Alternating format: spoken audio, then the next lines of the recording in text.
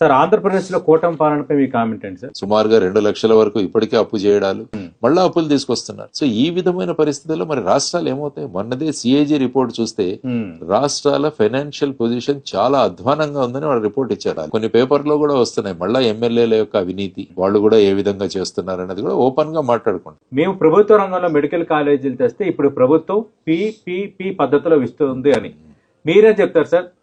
ప్రభుత్వ రంగంలో నడపాలి. నేను ఎందుకంటే నా చిన్నప్పటి నుంచి నా జీవితం అంతా కూడా ప్రభుత్వ స్కూల్లోను, ప్రభుత్వ కాలేజీలోను, ఈవెన్ ఐఐటి వరకు కూడా నేను అన్ని కూడా చేశాను. మొత్తం 2,39,000 ఎంతో ఉంది ఆ ఏపీ బడ్జెట్. అందులో మనం 6,000 కోట్లు ఇవ్వలేమా? ఎందుకంటే ప్రభుత్వ ఆధీనంలో ఉన్నప్పుడు పేదలకు సీట్లు దొరుకుతాయి. చూడండి, తెలంగాణలో ప్రతి జిల్లాలో మెడికల్ కాలేజ్ ఉంది.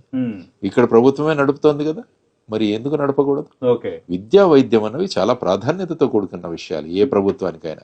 కాబట్టి నా ఉద్దేశంలో 17 మెడికల్ కాలేజీలు ప్రభుత్వమే నడపాలి.